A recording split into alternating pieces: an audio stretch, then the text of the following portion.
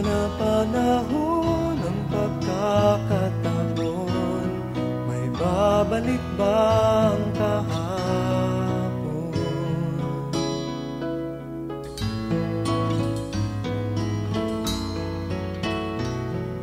Natatandaan mo pa ba nang tayong dalawa'y unang magkita, panahon ng kamusmusan, sa piling ng mga bulaklak at halaman, doon tayo nagsimula mangarap at tumulad.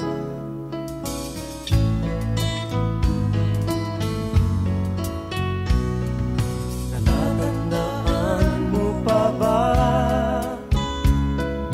inukit kong puso sa punong mangga, at ang inalay kong bumamela, magkahawak kamay sa dalampasigan, malayang tulad ng mga ibon, ang gunita ng ating kahapon. Ang mga puno't halaman ay kabiyak ng ating gunita, sa paglipas ng panahon, bakit kailangan ding lumisan? Panapanahon ng pagkakataon, may babalik bang kahapon?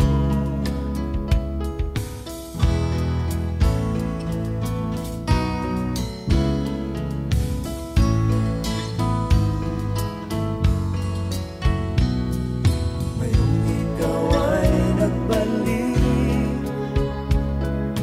tulad ko rin ang iyong pananabik, makita ang dating kanlungan, tahanan ng ating tula at pangarap, ngayon ay naglaho na. Saan nahanapin pa? Lumilipas ang panahon, kabiyak ng ating gunita, ang mga puno't halaman, bakit kailangang lumisan? Panapanahon ng pagkakataon, may babalik bang kahapon?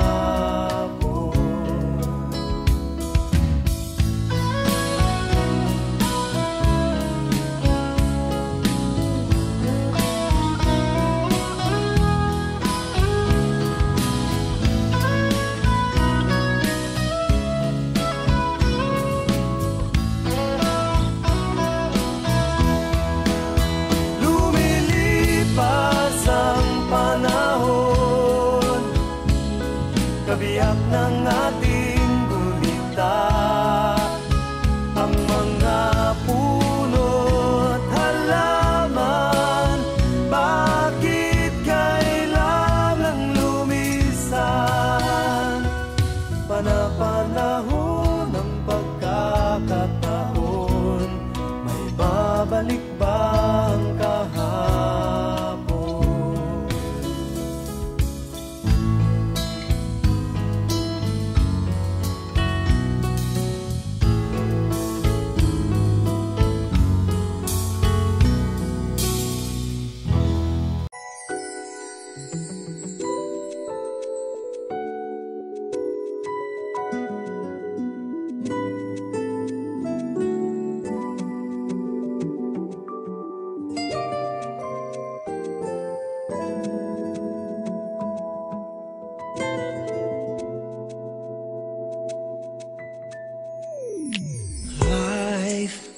It's not at all that bad, my friend. If you believe in yourself, If you believe there's someone who walks through life with you, you'll never be alone. Just learn to reach out and open your heart. Lift up your hands to God, and He'll show you the way. And He said, cast your burdens upon me, those who are heavily laden. Come to me, all of you who are tired of carrying heavy loads. For the yoke I will give you is easy, and my burden is light. Come to me, and I will give you rest. And when you feel the world is tumbling down on you, and you have no one that you can hold on to, just face the rising sun, then you'll see hope, and there's no need to run. Lift up your hands to God, and He'll make you feel alright. And He said, cast your burdens upon me, those who are heavily laden.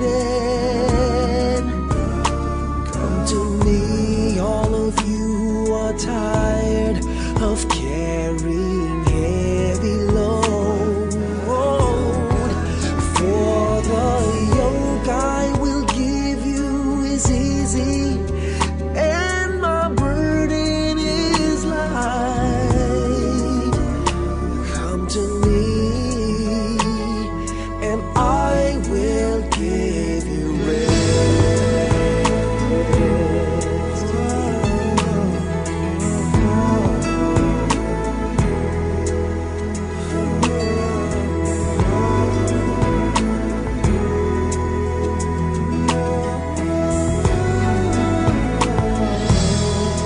And He said, cast your burdens upon me, those who are heavily laden.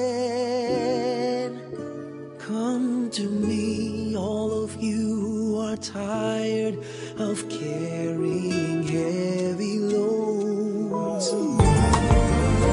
For the yoke I will give you is easy, and my burden is light. Come to me, and I will give you rest.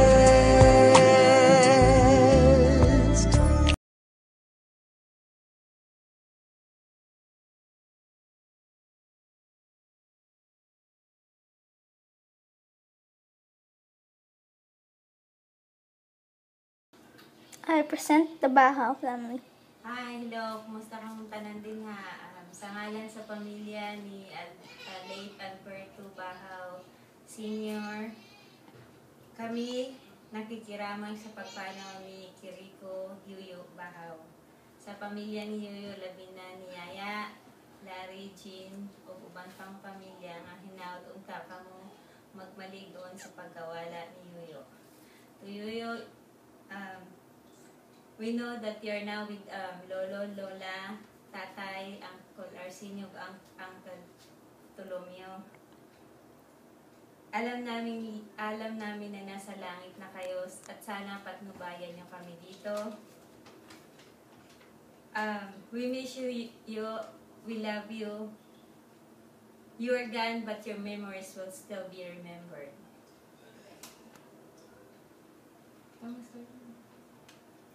Sa pamilya nako kauban ni tata ug sa akong mga kaanak, You may rest in peace. God bless. O sa kang Larry o kang Jid, unta, makarecover mo dayon. Kay, kana nga, higayon di man nato na siya malikayan. Unta, makalahot tayo mo sa inyong pagpuyo o good day sa tanan. Tuyoyo, hinaot pa nga naanak ka sa kiliran sa atong Ginoo. Rest in peace.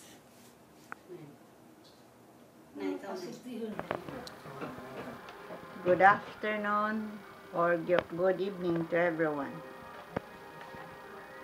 Looking back to Kiriko's life on earth, he's kind, hardworking, and a friend to everybody. Di na ko malimutan nga kada balikbayan na namo dinhi sa Panabo. Muana gyud na siya sa balay. Uban magbisikleta lang uban sa iyang apo. Pero sa katapos sa Abril 5, 2012, wala na siya makaanha na ibulong ako kami og dako nga wala man siya makaanha. Busa miadto kami sa kabili og among nakita nga naghigya na og mahina na ang iyang lawas. After 1 month na kami miuli na diri sa US. Sad to hear the news from Los that he passed away. He's now in the hands of God. Iyo, Kiriko, may you rest in peace, and we miss you forever. To all my brothers, sister, tita, relatives, nieces and nephews, and friends, thank you so much for your prayers and full support. We miss you all. Thank you. Bye-bye. Magandang gabi bayan, kundili umaga, kundi udto. Kay di nato masiguro kung unsang orasa ilang ipasundayag kanang siyo. O kamusta sa tanang tao diha sa kabili, labi na gyud sa akong mga igsuon, uban sa nipanaw na og katong mga buhi. O karon ako kini si Trupi Bahaw nga niya nagpuyo sa San Jose, California. Nagantos usahay sa katugnaw o sa kamingaw kaninyong tanan. O party sa kuan ni iyo Kiriko, salamat sa nitambong sa iyang haya. O akong isulti nga ayaw kalimtin ninyo painom og kape ng mga sugarol o kanang naglamay. Kay importante kana. O sa karong Biyernes, moabot man ka ang taga Manila o makailhanay na gito katong wala makailan mga parente, magilhanay mo kay kani mora ni isa kahigayon nga magkita mo tanan og mo tambong. Og daghang salamat sa mga tao nga nilamay.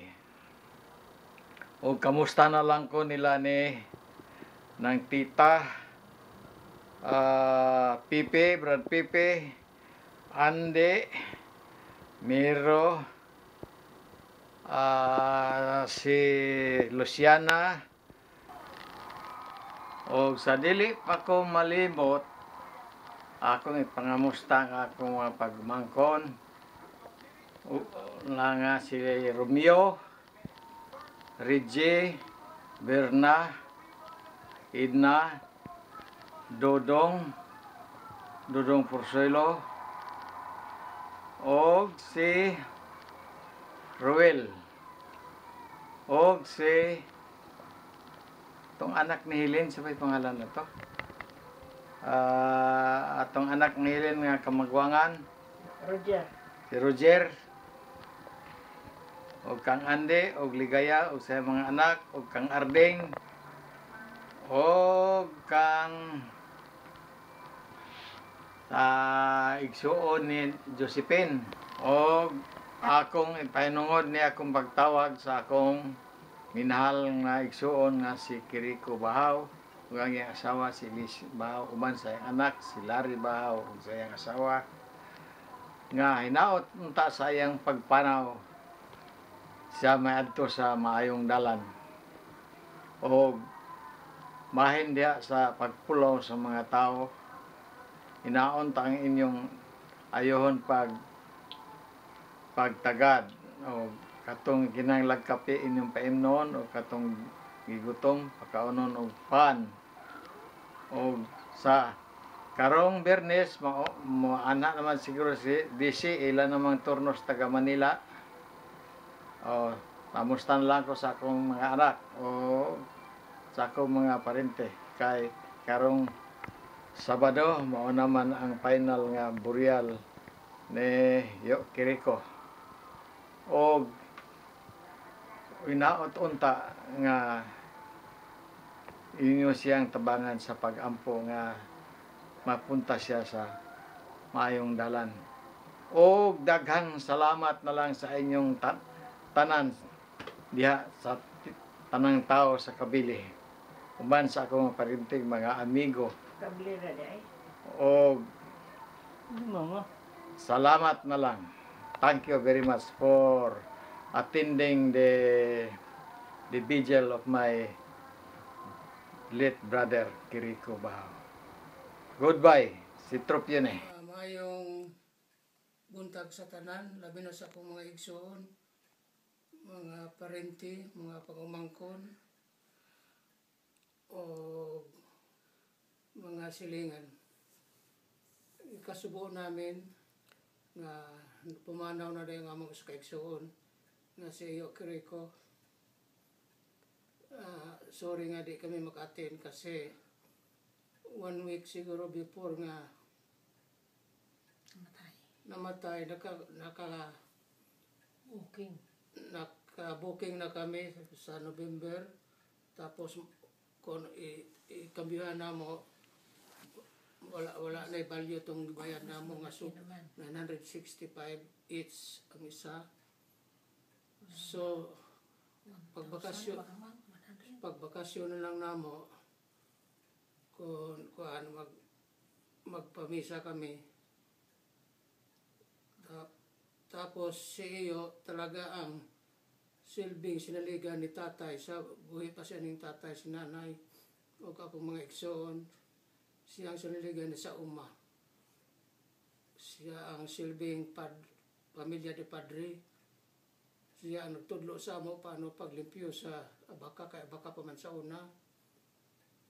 O talaga lisod kay kasi buntag hantod maghapon nakaduko ka, naglimpisan ng ginamit ang sanggot. Tapos kadaghan siya nahimo.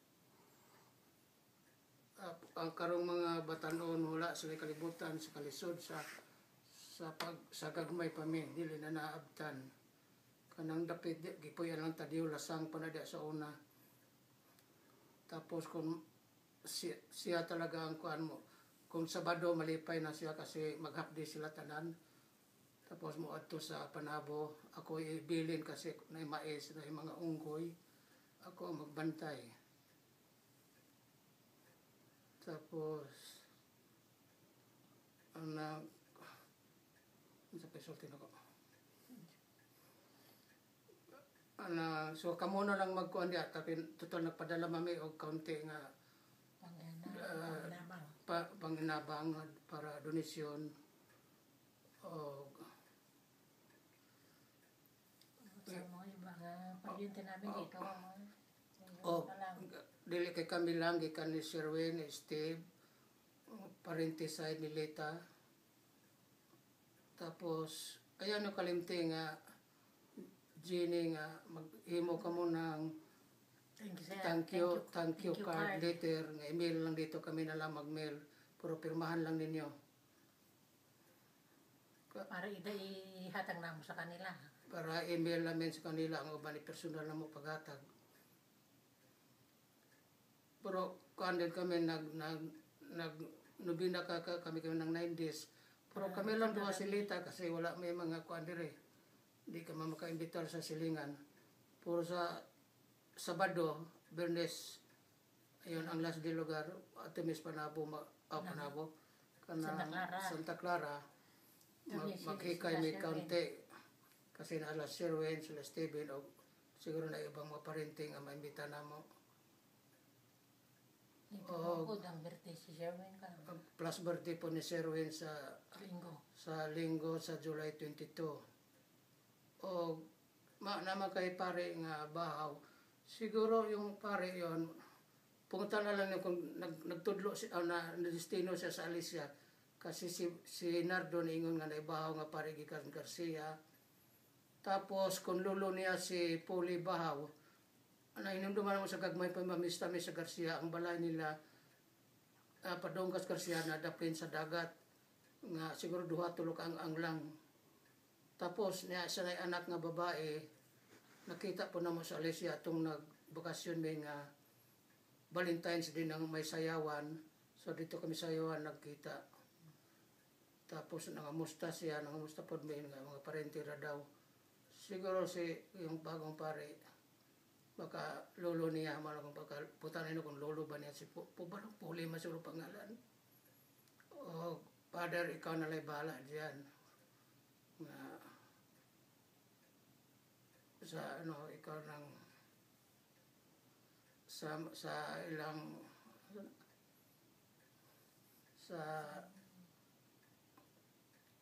kuan sa inong kuan diya sa pagpalo na ni iyo tapos kamusta na lang sa tanan, labi na sa iyang asawa si Elisa, si Larry, mga anak si Jane o mga apo niya. Wala pa ako. Wala pa sila apo, nanay apo eh. Tapos anak ni ay kuan ni sama na nakalimot na ako. Ang maulang siguro net silita na pansulti gamay. Condolence sa Elisa, siya Larry, and Jean.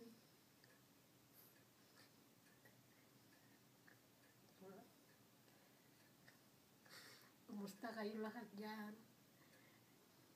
Yun sabi siya, basta hindi kami makapuantok. Kasi nakakuha na naman ng booking, naka-booking na kami. Pero hindi kami may kuhan. We don't forget to pray for you, Trico. We are always doing our job also in here. We miss you. I know, ikaw ang isang brother-in-law ko na pinaka malapit sa akin.